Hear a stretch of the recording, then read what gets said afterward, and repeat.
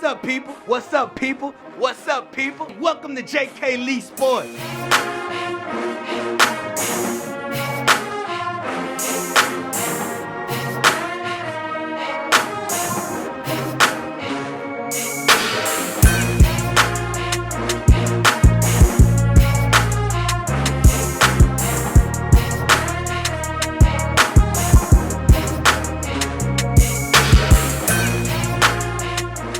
Hey, yo, what's up, people?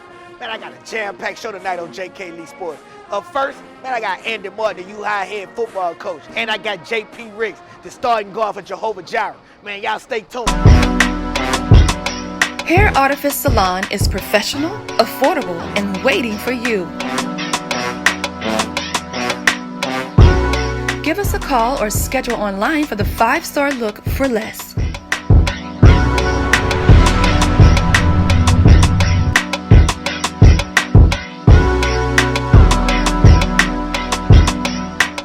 Hey, what's up, people? Welcome to JK Lee Sportz. Man, we always here like every week at 4530 South Sherwood Forest. We at quarters. We having a great time. Man, look, my first guest is one of my favorite coaches in the city of Baton Rouge, the Division II state champion, U-High Cub head coach, Coach Andy Martin. What's going on, my brother? Oh, thank you for having me. I'm excited. Hey, man, look, when I text you, I didn't think you was going to answer me back. Come on. Then look. Then you surprised me and say, hey, man, I was starting baseball practice. So you coach baseball, too? I do. I coach my son's team, and so we do a little bit of that, and that's how I get my baseball fix. So. Shout out to your son's team. What's the name of the team? BR Giants, 14U. So. Okay. Now, look, during the offseason, I got invited to watch you guys play a little 7-on-7. The big thing for me, I knew you were going to be tough on the offensive line, because you always are. I knew you were going to be tough on the defensive line. I know about the two running backs with Rodeo and Beck. My question was the quarterback. Mm-hmm. And you showed a whole lot of confidence in a kid that hadn't played. Shout out to him. What was your mindset going into the offseason knowing that you had to develop a quarterback because that was going to win the state championship? Yeah, that was our big thing. The big question mark coming into the season was all about the quarterback. Who's going to be it? You know, we had a couple guys competing for it, and at the end of the day, Blake just showed he can stay composed. Shout out make Blake, the throws. man. Blake Avenue, man. He can stay composed, and he can make the plays. And look, he did a great job of staying within what we asked him to do, and really we had weapons all over the place. And you know, you get the ball to Jason Barnes, he might score every single time. So.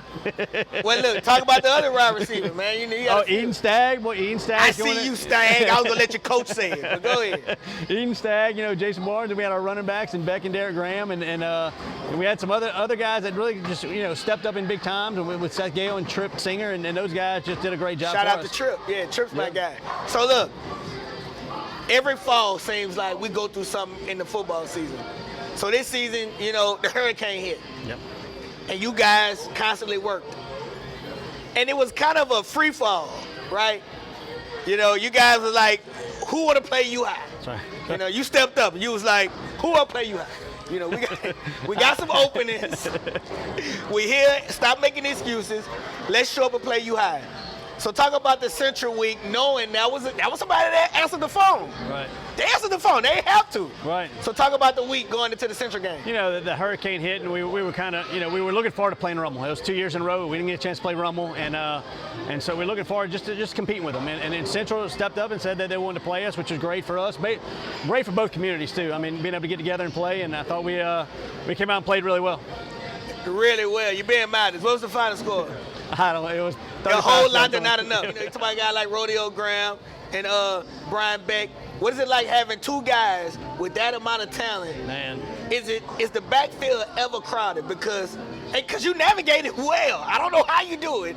Do you ever count how many? We do. We keep track of how many touches they get in each game, and then we, coming into the season, we knew one of our strengths with two running backs, and we had never really done two running backs before. So we decided in the offseason we're going to put a two running back system in and get them on. We want to get our best 11 on the field, and those two guys are part of our best 11. So getting them on the field was crucial. So as we put two running backs in, and they fed off each other all year long. That's what was so much fun. I mean, one would make a run, the other one wanted the ball to make a run. So it was fun. We're going to go to the Madison Prep game. We're going to get to the week. Look, he laughed. I knew it was coming. You got to come up. So the week of preparing for the Madison Prep game, what were you the most worried about in defending Madison Prep? Oh, Zion Chris. I mean, ain't no doubt about it. I mean, hey, look, we've been dealing with him for 4 years, and he can put the game on his shoulders and win games. Coach Williams does a great job of using him, and we were worried about him. I mean, he just does so much. He's going to have a great college career. Right. You guys, you dictate the game, right? We did. All of a sudden all of a sudden Madison Prep comes back. Then the play happened. Give me your maintain it, right? We gotta be professional. This is Coach Andy Martin. This is the guy. I understand. This is the guy. The guy is on my show. I know exactly who he is. I know how important he is to high school football in the Baton Rouge area. I get it. But what was your opinion on the call? Man, look, it's part of the game. It's part of the game. I don't know. I'm not getting involved in that. Look, we don't want nobody to get mad at Coach Martin, man. To me, honestly, I don't think it all boils down to that. I'm a football guy. Right. Madison Prep had their opportunities. They did. It should have never came down to that. So, you guys get to the state championship game against E.D. White, well-armed machine. I read the quote in the newspaper, and you said, I like these type of games. Mm-hmm. You really believe that? Because y'all made my nerves bad. I'm a defensive guy. I love games like that. I know you're a defensive guy, but you got all of this talent, all of these athletes, these guys that play well in space. Mm-hmm. And, ended up being Blake making a few plays and Rodeo student body right. That's right. So how do you adjust to that? Some of it was dictated by how well they were playing. That defensive, they played really well, and we knew coming in they weren't giving up any points to anybody. I mean, we knew coming in they had a really good defense. Shout out to Coach Dre Trustcloud. He's at Plaquemine now. Yeah. He's the E.Y. grad. Yep. He asked me to predict the score. I told him 55-16. Come on. He said that defense they gave up 55 points together. So he texts me in the middle of the game and say, because I'm watching the game, I'm nervous. And you guys go to work. Talk about winning that state championship. That was your first one as a head coach. First one as head coach, fourth one overall. At U High, and it was a lot of fun. It was opportunity just to share it with the community and share it with my dad and my son being on the sidelines. Just so much fun with that. And you looked happy, man. And it was fun. So you guys win a state championship. Always, you guys are my pick, so I appreciate y'all for letting me look good. So going into the off season, who do you want to see step up on the team? You're big senior class, right? A big senior class. 2 running backs, a defensive tackle, 2 wide receivers. Another defensive back, but that might be one of the best in the country. That's right. In Austin Osbury. Mm-hmm. Who are you looking forward to stepping up? I'm gonna answer your question, but I'm gonna let you go ahead. All right. Well, I got a couple guys. Yeah. Number one, we're gonna have a very young O-line, so I want to see those guys step up and see what they can do up front. Seth Gale, see what we can do in the slot. I knew you were going. Seth's my guy. I know he is. I know he is. And look, yeah. he's going to do a great job for us. And I think Tripp will be solid for us at wide receiver. So I'm excited about those guys. Obviously, Blake coming back is huge. I mean, it really is. And from the offensive side of the ball, we'll let him control and all that. Defensively, I still got my guys in the middle. So I got Harry and Jaden back. So those two guys. I see you, HB Harry back. And then you throw Holden Fox in there. That's 3 of my 4 linebackers coming back. So they had a lot of tackles this year. So I'm excited about that. We're gonna have some new guys up top. Dylan Smith was a 3-year starter at free safety, and Justin Collins at free safety. So we're gonna have to replace that. But I think Marcus Dawson's gonna slide from corner over to free safety. I know that's one of you guys right there. That's my guy too, man. You gotta plug my guy. I know that. But look, man, appreciate you for coming, thank y'all for having me on here. I enjoyed it. Man, look, y'all stay tuned, but we're going to be right back after these messages.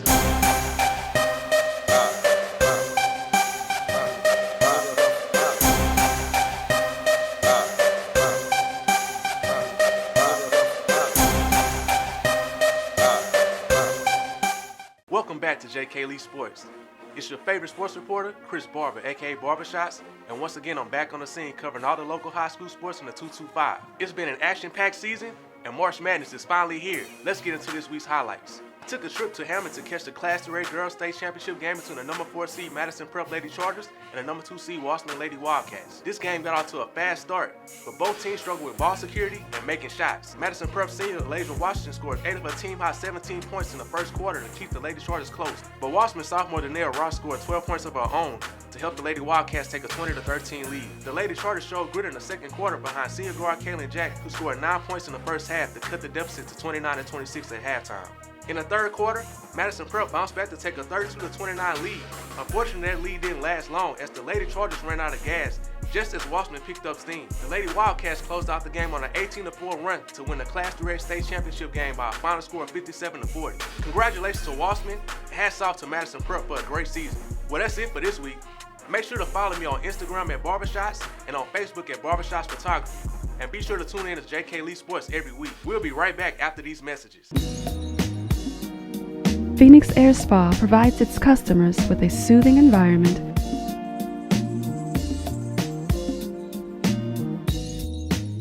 incomparable professional services,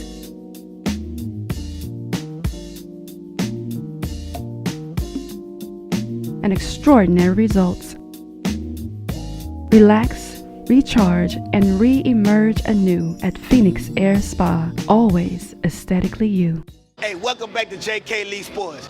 As always, man, every Tuesday we kicking it at quarters, 4530 South Sherwood Forest Boulevard. We're having a great time, man. We got the game on, enjoying ourselves, man. The ambiance, man, I love it. It's the ambiance for me. Ain't that what they be saying? For me, it's the ambiance for me. But look, my next guest on the show is none other than four-time state basketball Division V state champion, Jehovah Jireh. Your dad's the head coach. Jehovah Jireh's leading scorer, the all points leader, John Paul Ricks, man. What's going on, man? Nothing cool. Hey, man, look, it's good to have you on the show. It's crazy. I've been following you for 3 years. Hey, you know, we built a little bit of a friendship. Yeah. So I got to tell a real story. You ready, right? We got to make sure your daddy not listening. So look, after the game against the Struma, you text me, you say, man, how many points I scored? I say, man, 19. You said, okay, cool, I just want to make sure I'm still averaging 35. So talk about the pressure of being able to average, on a career scale, average over 30 or more points a game. It's a lot that come with it. A lot of teams expect me to score 30 a game, doesn't matter the defense, and it's worse if you got a student section, because you know the best player's gonna get the overrated team. Wait, okay. So talk about the student sections, man. What student sections give you hell, man, as a star? We had French Settlement this year, Family Christian out of La Rival School. Mostly the dominant schools we probably gonna play. Yeah, and they talk noise to you personally? Yeah. What they say, bro? They be like a pistol, they was like before the game, they was like, how many points you gonna score? But my answer always gonna be 2. And they be like, whoa, why you gonna give us more than that? Yeah, so look, you know, you guys, you win state last season, well, the last few seasons. This season has been a little tougher. So talk about that. Why do you think it's been, you know, the bullseye's on your back? In the most recent years, you've always had a guy older than you that you can kind of dish to. Talk about being the guy. Playing with some young guys, you know, you gotta, as a leader, you gotta get them to play right, know what you want them to do on and off the floor. And I learned that from Jireh, BJ, people like that. BJ can play. And so talk about your young guy. You already know who I want you to talk 11. about. Yeah, so talk about it, man. That's like my little brother. I go get him. But give him his name, man. You gotta. Oh, Michael Bouger. Yeah. I go get him workout, defense drills, ball handling, shooting, all of it. Well, yeah. I was at the Struma game. He scored like 25. Yeah. I had never seen another guard at Jehovah Jireh kind of steal your spotlight. So how has it felt? I mean, how has it been this season where you're in a situation where you don't have to handle the ball as much? To me, you look more relaxed. You don't have to dribble as much. You don't have to make as many decisions. So talk about that. To me, you look more relaxed. You look a little more laid back. Like, you talking about like off the ball situations? Yeah. I like playing off the ball better, give me some more movement off ball screens better than on ball screens, because they ain't gonna be able to double team. Who's been recruiting you, man? One of the top JUCOs from Tallahassee, LSUA, Louisiana Christian, some NAIAs. All right. And now, you know, it's kind of weird. I get frustrated when I start talking about guys like you and James DeCour from Zachary and guys that are getting overlooked. Yeah. Why do you think that is? Why do you think that you don't get you've been starting since when you was in 8th grade? Yeah. So why haven't the bigger schools called and offered J. Period averaging 35 a game? Why haven't they called yet? Make it make sense to me, and then I'm gonna tell you why I think so. Some coaches, you know, sometimes they look at the analysts, the names, the teams they play, the schools. But also in Louisiana, you know, we don't carry that much size as Texas and California. So it's probably really about the height. How many about you? What you 5'8"? 5'9", huh? I tell you. About 5'11", 6 foot. See, that's what I'm saying. Hey, man, that man got buku size. So he ain't got no size. So I want you to look in that camera, and I want you to tell that camera why the big schools should recruit John Paul Ricks. The big school should recruit me because I'm a flow general. I can play defense. I can lead the team no matter who on the court. And you're a coach's son. So high IQ guy. We're not allowed to have low IQ. You're the coach's son. You got to make the best plays. I appreciate you coming on the show, my brother. Look, your brother at the end, man, get my brother on the show. I said, man, who your brother is? He said, John Paul Rick. I said, man, I know him. He never asked me. I appreciate you coming on, man. Look, y'all stay tuned. We're going to be right back after these messages. With the rise of racism and peace being taken from the world, it leaves a person to wonder, what's going on in the world? Sadly, these things are not going away. Read The Dog Whistleblower to find the link between racism and the coming Armageddon.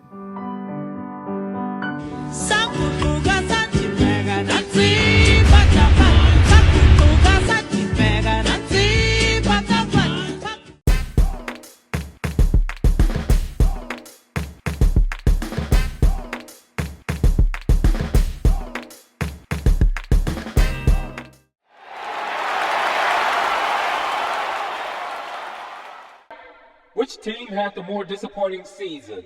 The Dallas Cowboys or the New Orleans Saints? Me? You first. You always go first. You know I'm going to say the Cowboys. But say it. I don't care, say it. You know I'm going to say the Cowboys. They had Zeke. They had Dak. They paid Dak all this money on the offseason. They had Zeke. They had CeeDee Lamb, Cooper. Man, that's like an all-star squad. Like, this was the year. Everybody was all Cowboy Nation this, Cowboy Nation this. How about them Cowboys? You already know. Everywhere. Y'all made me sick. Oh my God, y'all made me sick. I had to hear it everywhere I went. I'm so happy that they disappointed everybody again, including you. No, and I'm about to interrupt you. First of all, You can put your hat up. I was never disappointed. I knew we were an 8-1 team. I've been saying it. If you follow me on social media, I've been quite adamant. As long as we have Dak, we're going to be mediocre.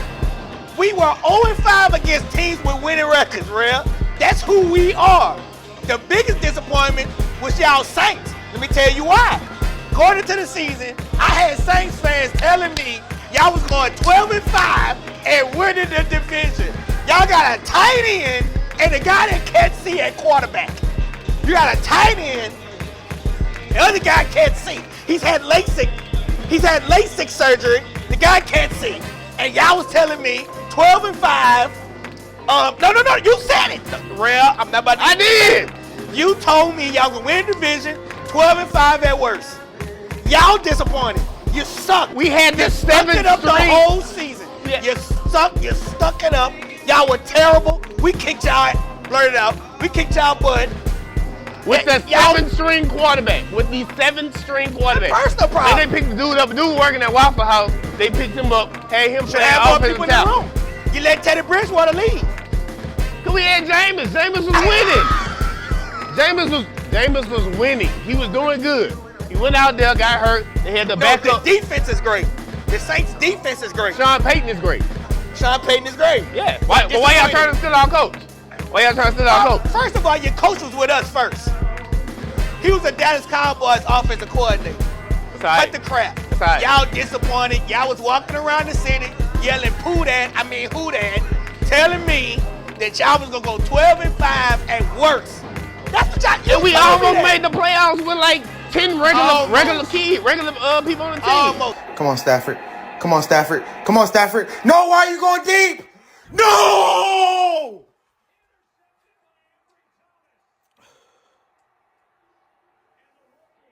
I played the lottery last night and almost won $40 million.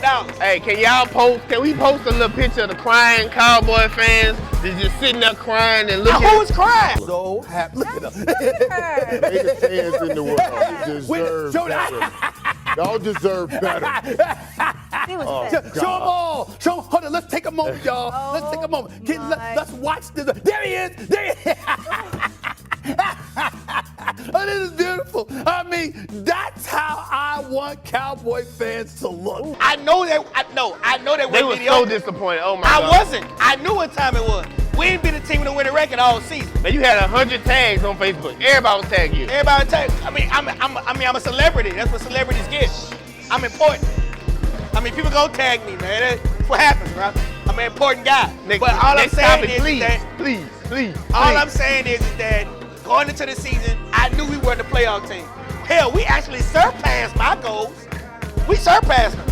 How the hell did we win all those games? Because y'all beat the School for the Blind. Y'all beat Louisiana School for the Deaf. 12 of them. Y'all beat Park Forest Elementary.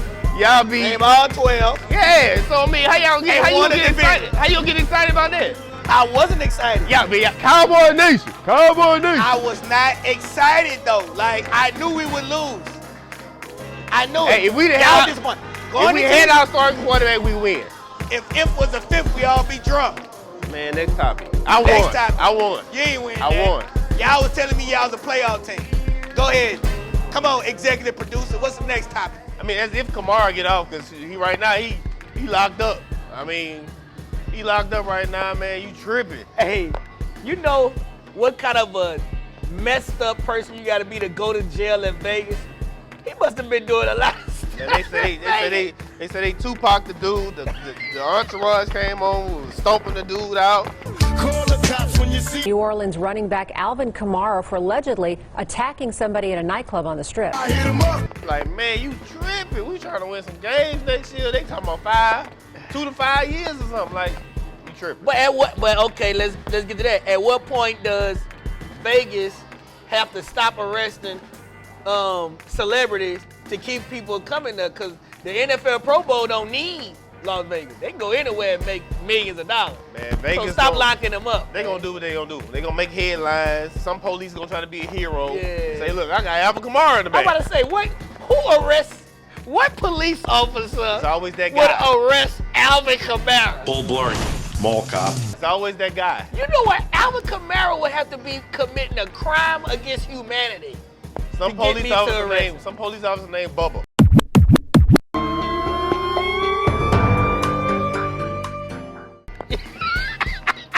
Do you agree or disagree with Sha'Carri Richardson's controversial comments towards Russian ice skater Kamila Valieva? Your girl, you want me to go first? I know that's your girl. Be long, cause yeah. Hey, you want to go first? You go first. I got some. Of course, I disagree with it. You can't be a person where you do something wrong and you serve your punishment. Somebody else does it after you made a choice to do it. Come back and say, well, why they didn't get that done to them? Like, she had all of the control over her life. She didn't have to do that. You're the fastest foot at the time. At the time, you're the fastest. You've ran the second fastest time in a 100-meter dash in the world at that time. Since that moment, hadn't ran nowhere near that. To me, that was a career-defining moment. She made a decision that defined her career, and then on top of that, let's go a little further. She was still given the opportunity to perform at the Olympics. That's what we don't understand. She was still given the opportunity to run in her race, but to run her relays. So she still had the opportunity to perform at the Olympics, to participate. She made a choice with the big head and said, well, no, since y'all gonna never run my, I'm gonna walk away. So she can't get mad at someone She else. wasn't mentally prepared. She But wasn't she was mentally okay. there. So why we even talk about it? Shakari got caught up for weed. Weed ain't never made nobody run faster, ever. If anything can make you hungry, get tired, fall asleep, and do all that. Say no to drugs, never do that. But I'm saying, it ain't never made nobody faster. This girl over here taking medicine that's making her look like John Cena. No, man. The medicine, the substance that she tested positive for helps with blood flow. Yeah, it also helps with a whole lot of other stuff too that they named. A whole list of stuff that help you performance enhance. You're denying the point of the topic though. Do you believe it was only a black and white thing? I believe it had something to do with it. And that's it. Is the Nick Saban era of dominating college football really coming to an end? Yeah. Nick Saban gonna dominate college football as long as he keep buying them Chargers, them Challengers, and them Camaros. Hey man, look, they gonna come. They gonna come. As long as you keep getting them, hey Nick, keep getting them keys, some Chargers. Hey, he gonna keep winning. It is what it is. I disagree. The era is over. The Alabama dominance is done. It's over. It's all the way finished. I don't care. I'm done. Coach Nick Saban entered this season, had never lost to a former assistant coach. I mean, how long you? He lost to 2 this season. It's chinks in those armor, in that armor now, man. It's not real anymore. You lost on a national stage to an assistant coach. Go ahead, pick that man another ring. They won't win next year. He will. Georgia gonna win next year. The Chargers, the Challenges, the Camaros, coach. Hey, you about to get it. It's over. It's over. It's not important anymore. The Alabama dominance is done. Nick Saban might have Alzheimer's. It's over. It's over. Rail can go. He can get off. He can get off the set. We're going to be right back after these messages.